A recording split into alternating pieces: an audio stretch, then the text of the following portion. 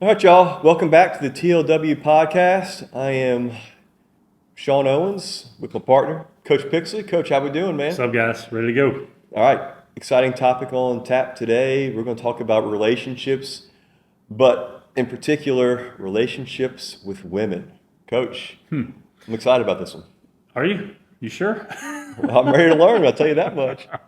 Well, as a husband of 25 years and a father of 23 years to two daughters, I I have seen a lot of what there is to be seen from that side of things. And while I know probably a high percentage of the group that would be viewing this or see anything from this may not be married and may not have kids yet, if you're thinking about going down that road, I think we have some good stuff to offer here. No doubt. And even if you're not, just the concept of how to treat females Yeah. with respect and how they should be treated, even when females don't treat themselves with respect. Which can be because of how men have treated them in the past. Correct. Yeah. I'm probably going to get fired up during I this love it, dude. segment because it's one of the things that I am the most passionate about, and I've been passionate about it my whole life because I have three older sisters, and my mom raised me that way, and so this one means a lot to me. I do want to put a quick asterisk on this that back a long time ago, I mean months ago, when we were coming up with the curriculum for this course that we are launching very soon, and then as we're evolving into the podcast, we had a topic about relationships, which was going to be just one episode. Right. And I had taken the relationships one, and Coach Pixley called me up and said, I feel passionate. I really, really want to take on this women and relationships with women thing, head forward and focus on this. And I appreciate you doing that because I know that you have a lot of wisdom to impart and offer us on this. Well, you can call it wisdom. I call it experience because I've screwed it up probably far more than I've gotten it right. And I think it's important that people hear both sides of that. And but to me, I'm just going to call it like it is. I really have an issue with the way females are perceived in today's society. Yeah. Now, oftentimes females put themselves in that position. But I think they put themselves in that position more times than not. And this is speculation on my part, so please do not, I do not claim this as fact. I feel like there's a chance they may put themselves in that position, like you said earlier, because of what they think men want, Yeah. right? And so they may dress more provocatively. They may speak a certain way. Because they feel like that's what men want. Would you agree, before we even really get into this, that while for a long time it was viewed as it's a man's world, there's even a song about it, right? That is not the case today. Oh, 100% agree. 100% agree. Okay, why do you agree with that? Where do I start? Wherever you want. Men haven't stepped up to do their job. Okay, And I specify. specify, okay. I think that biblically, men have been called to be certain creatures, and men have not stepped up to what the Lord has asked us to be. And in us not stepping up to be the individuals we're supposed to be, leading our families, providing for our families, it's left to who's going to take the job. And honestly, the way I see it right now, I see a lot more women who are willing and ready to hustle than I see men who are ready to hustle. And that puts us in a different time, I guess. For the longest time, and people don't realize this, women were the last ones to be allowed to vote, for example, right? You don't even realize that. So one of the most discriminated against groups in the history of the world Yep. are women, regardless of race, regardless of any of that. That is a fact. And now today, you see females who look at themselves and go, okay, that man is doing that. I can do that. Yep. I can do that. Yep. I can do that.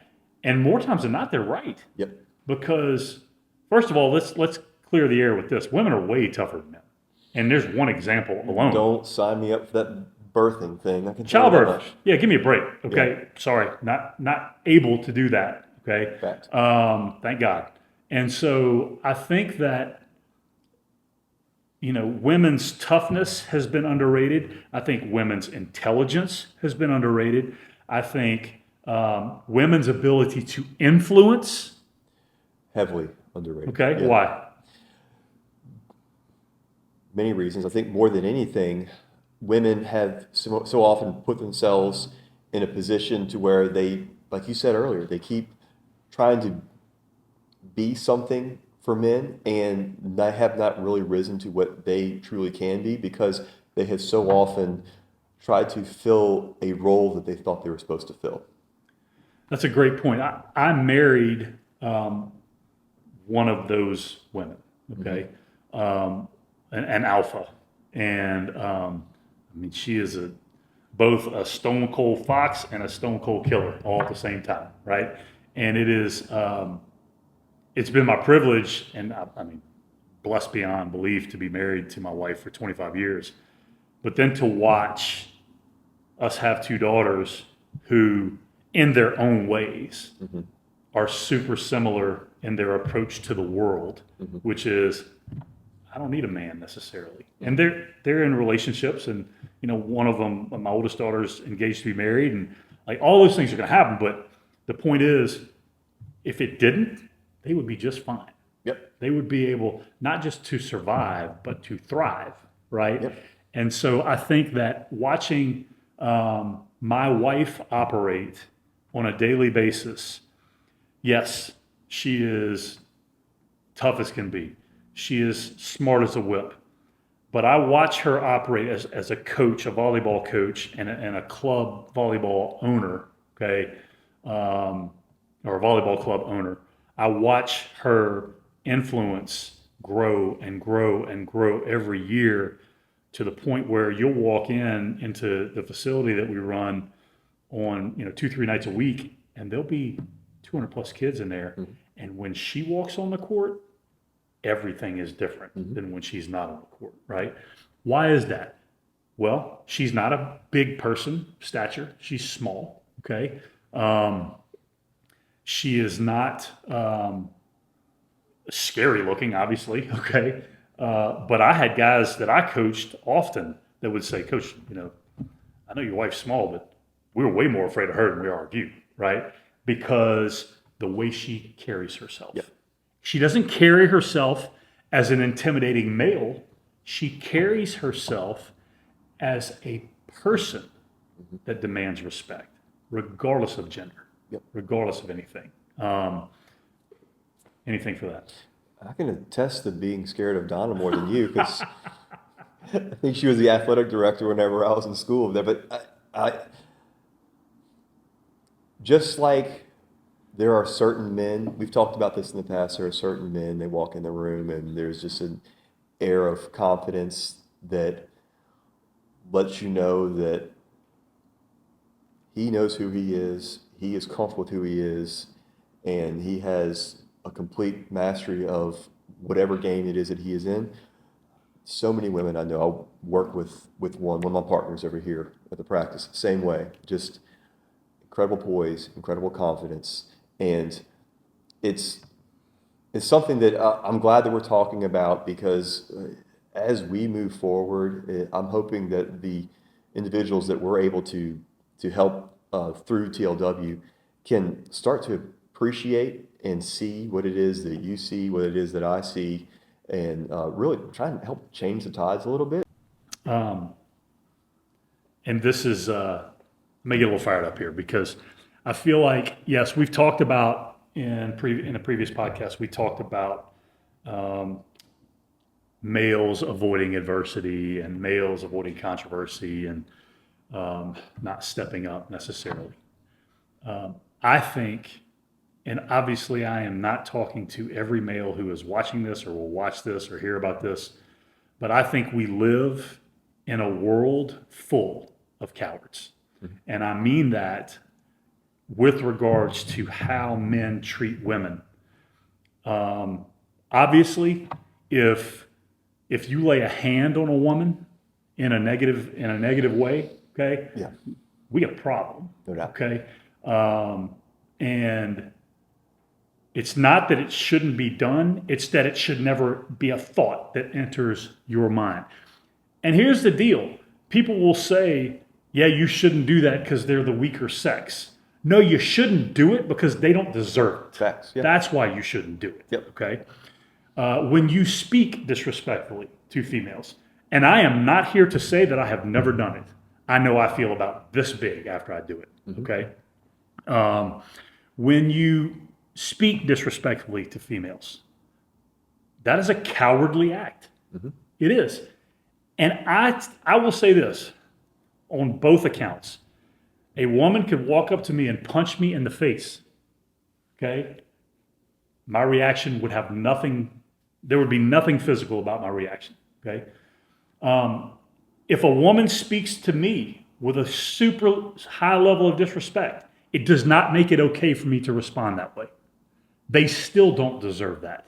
Correct.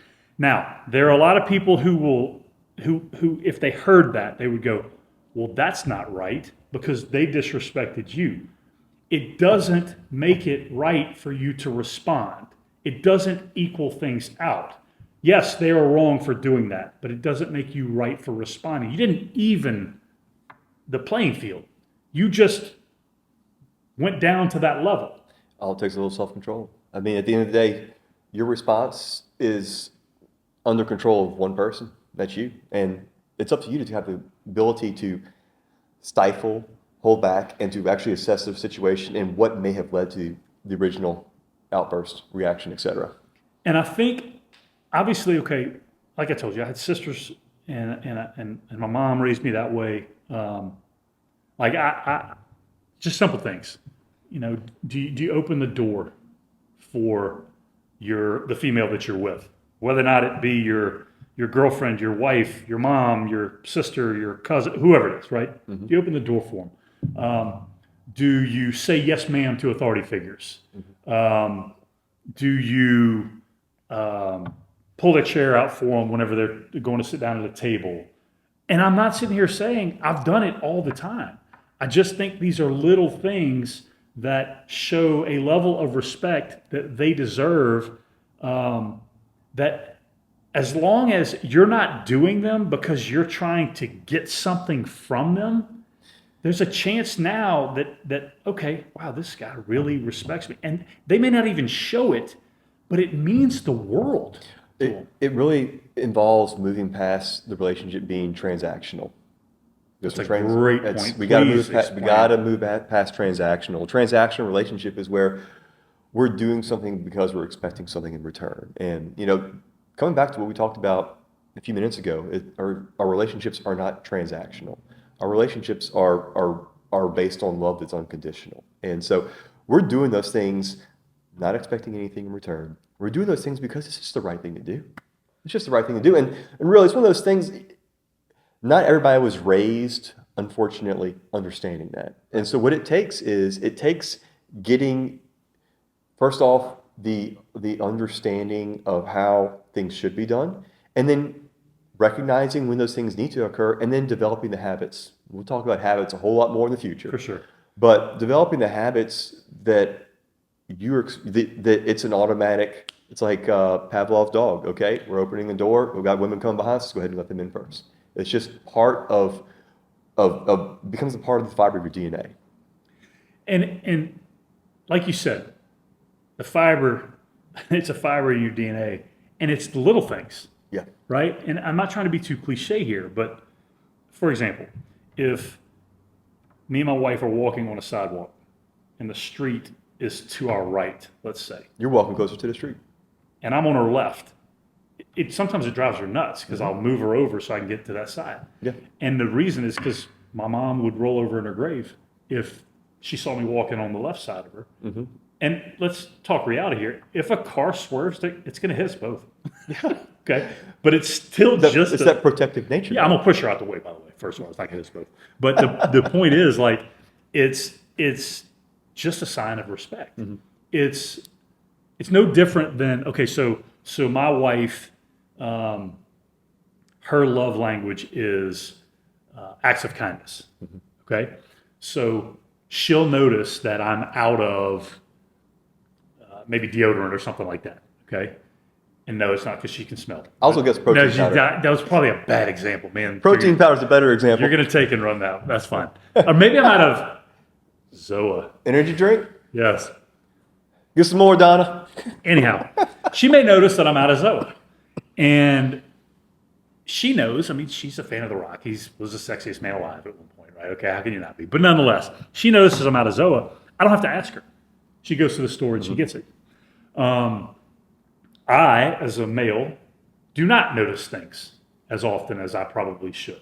Okay, so me walking close to the street, that's a way I can show respect. Her noticing that I'm out of Zoa, that's a way she can show me respect. Everybody's got their different ways, but there are some things that should be done from man to woman on a regular basis that I believe are universal. Yeah. Right? I believe that making a woman feel respected, protected, and provided for, loved, automatic, right? Like you said, but respected, protected, and provided for. And when I say protected, is there an aspect of if something went down and ready to go, and you needed to get ready to go? Yeah, okay. But that's not the only type of protection I'm talking about. You have to be willing to protect their heart. Yeah. Right? You have to be willing to protect their mind and thoughts that are going through their head and words that come out of your mouth. Guilty here, okay? Words that come out of your mouth can pierce and create scars that you don't even realize it's happening, right? Not noticing something like she went and got her hair done, right? And it's a significantly different hairstyle. Again, guilty as charged. That stuff, she wants me to notice that. She wants me to recognize that her hair looks good. So practicing being more observant, Yeah. you would say, that goes a long way. Because when you say words, sometimes the lack of words, like you said, that can go just as far. Yeah. Yeah. I think so. Having daughters just took this thing to the nth degree for me. Okay. And I talk whenever, for those of you who engage in our online course, whenever we launch it, I'm not going to get into the story because I get into it in that particular session, but I discuss my oldest daughter's first date, we'll call it, where a young man came over to the house and kind of how I welcomed him into our home. That is interesting, and it was completely calculated and completely planned, and I think pretty effective at the end of the day, but she was not happy with me, my daughter that is. Probably still isn't happy with me to this day, but look, at the end of the day, I think it worked. I think got the and job by the done. way, my wife was as big into the planning of that event as I was. Okay, so, maybe bro. even bigger. So it was awesome. Okay, but when I think about my daughters, and it's one thing. So me and my wife are around each other a lot, right? But as your kids get older, they're off and they're doing their own thing, especially once they're able to drive. So the fear factor of letting a young man take your daughter out of the house to go on a date or go do something is real. Yeah. And converting your backyard into a graveyard is also real, right? Like, I'm kind of joking about that, kind of. But the point is, to me, everything from a protection standpoint became so much bigger than I thought it could ever. Yeah. Because I thought me thinking of myself as a protector for my wife was as big as it could get. It's not even close. Yeah. It's not even close. Do you ever see Ryan Reynolds, okay, famous actor, right? He's getting interviewed and he's talking about his relationship with his wife, and he says, I used to tell my wife, I'd lay down my life for you. I'd take a bullet for you, at any point in time. And then we had our daughter, and I realized the moment that I looked into that little girl's eyes, that if something went down, I would use my wife as a human shield to protect. And he's joking, of course, right? But it's different when you have kids. And, can you expand on Yeah, that a little so bit? what you're speaking to me right now is I guess I'm in a bit of a different season of life. I've got sons and a daughter, and what I realized whenever we had my daughter, who's my youngest child, uh, I realized that whatever my relationship with my wife looks like, Oh, that's that great. is that's what my children are going to pattern their relationships after. At the end of the day, that's ground zero for them to have a model. And so not only am I affecting their lives directly by how I treat my wife, but I'm affecting their future family lives as well too. So if you look at how that extrapolates out, I mean, it's it's the best of the best of the world, and it's the best of things and the worst of things at the same time. If you have a fantastic relationship that's full of unconditional love and again authenticity, like we talked about in the past, where it's a real relationship, and you're doing the things, your kids are picking up on more than you ever realize. Ask me how I know. I'm learning more every single day about it. They'll see that, and that's what they're given as their mold, and they bring that into their relationships. If things are going the other direction, we talk about, look at generational sin and generational curses. Those things can manifest, and they can create such harm and pain and havoc. That's a And great I point. look at the way I'm living my life right now, and it's not that I'm living my life fearful of creating that harm, pain, and havoc, but I'm living cognizant of it, Yeah. because these things are slippery slopes, and it's easy to get into bad habits, bad attitudes, and anything I can do to avoid getting into those habits and attitudes to where I'm modeling the behavior that I want my kids to have with their spouses growing up. I want my daughter to know what she can expect of a man as she's dating him, what my sons can expect to do with respect with how they treat their wives, their girlfriends, etc. That's what I'm looking at right now in my life. That's a great point. And, with regards to mine and my wife's relationship as well, um, I want the comparison. Like, Hmm. I want my kids to compare who they're looking to be in a relationship with me. Yeah, Because yeah, if they're doing that, then that means there's some good stuff happening over yep. here that they want to happen over here as Hmm. well. If they're not comparing us, then that means they're just running away from it, and they're going, I don't want anything that he is Hmm. to be over here, right? So you should invite the comparison, and it's not that that young man needs to look, talk, think like you, any of those things. It just means the actions and the care and the concern is there, and they see it. And when they see it, like you said, when they see it with your wife, and it's daily. Yes, this is not a Monday through Friday thing. This Okay. is 7 days a week, baby. Yeah. And it's daily. Doesn't mean that there aren't, bad moments in those days. But when it's daily, then it becomes second nature, and it becomes the expectation. Yep. And what you want, I believe, is for young women to have the expectation Oh, yes. of, this is how I deserve to be treated. Their personal value, personal worth, because what scares me is the idea of raising a daughter who does not have personal value and personal worth, because that opens up a whole myriad of issues, problems, challenges that I don't want her to have to face, because she should not have to face them. So, actually, you know what? Give me time. Time. 14, 15, or actually just got 15, plus the like 10 from before. So 25. Okay, it's perfect. Okay. So actually, it'd be close. Yeah, I guess that's about right on, huh?